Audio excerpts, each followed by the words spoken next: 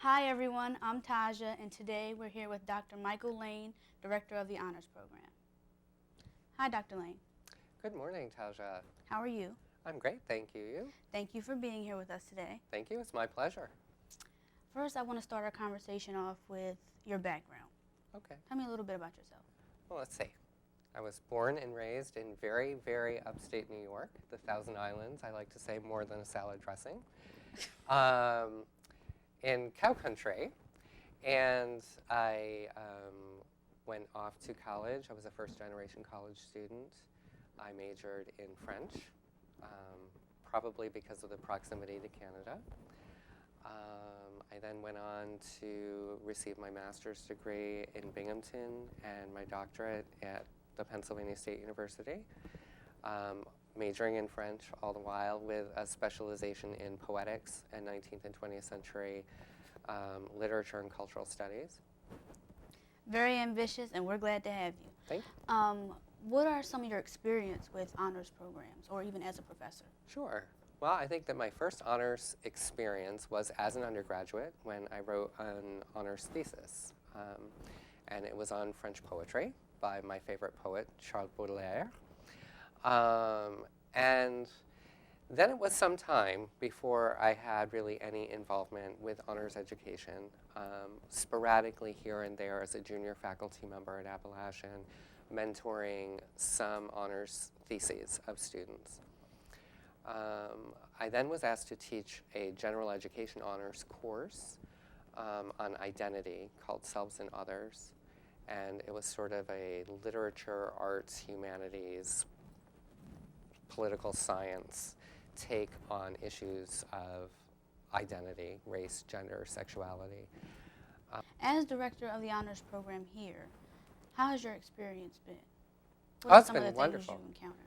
Wonderful. Well, a lot of positivism on this campus. I think honors has a long-standing tradition at Eastern Shore, 35 plus years that the program has existed. Some of the challenges are in giving it a fresh face, giving it a facelift, implementing some features that are common to honors education in universities and colleges nationwide that have been historically underexplored or underevolved at UMES.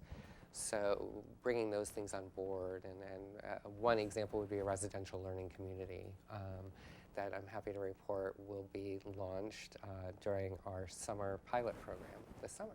In all that you do, what are some of the challenges that you faced on a daily basis? Some of the challenges. We all have them. We do all have challenges.